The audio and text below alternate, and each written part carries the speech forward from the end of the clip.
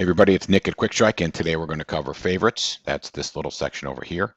You'll notice that we use a star to represent favorites just like they do in browsers and a lot of other applications. And the little section over here to the right, that's my shortcut or my favorite menu. Once I do create some favorites, this is where I'm going to find them. And you'll see I already have one here already. So let's get rid of this one so we can start with a fresh slate.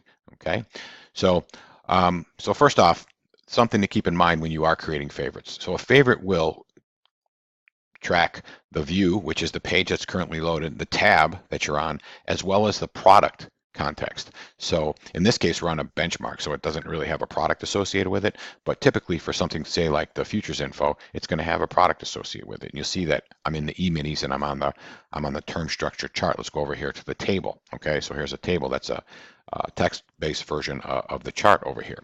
So when I save a favorite, it's going to go to the view, the tab, and we're going to remember the product. So let's show that so you can see how powerful that ends up being. So I'm going to just double click on this, and there it is. Hey, my E-mini futures term structure. And there's another feature here that you have. You can add a section. So in this case, the default section is my shortcuts, but I can create a new section. Let's just call this demo shortcuts, okay? And there we have demo shortcut, and I'm going to say save. So now when I click this little drop down here, it's going to see that my E-mini futures term structure is under my demo shortcuts. Now, if I ever want to create these, or I create all of them here, then I want to create my other sections later on, I can do that by clicking on this edit pencil, and then I can drag these to wherever I want. So in this case, if I drag it over onto the title, I'll move it there. I can drag it back over here to the demo. And let's just go over here. And what you can also do is you can get rid of this section, or you can add a new section, which is another one. Okay. And I say okay, and there it is. So let's delete this one because we just did it for demo purposes, and this one as well. But you see that you can do quite a bit here in terms of expanding your own version of the QuikStrike menu. A lot of people do this because they find things they like. They want to track it for a particular product. So they go about and do it that way, and it just makes it a lot more powerful. And then you don't have to remember so much either.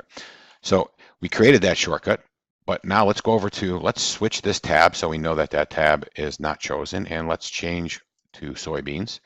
Okay, and now let's go to another view within soybeans. So now I know I'm not in the futures info on that tab in another product, but if I come over here and click on E-mini futures term structure, it's going to take me right to that product, that view, and that tab. So some powerful stuff here in terms of remembering things that you are using, and to go directly to a particular product, you can use the favorites menu.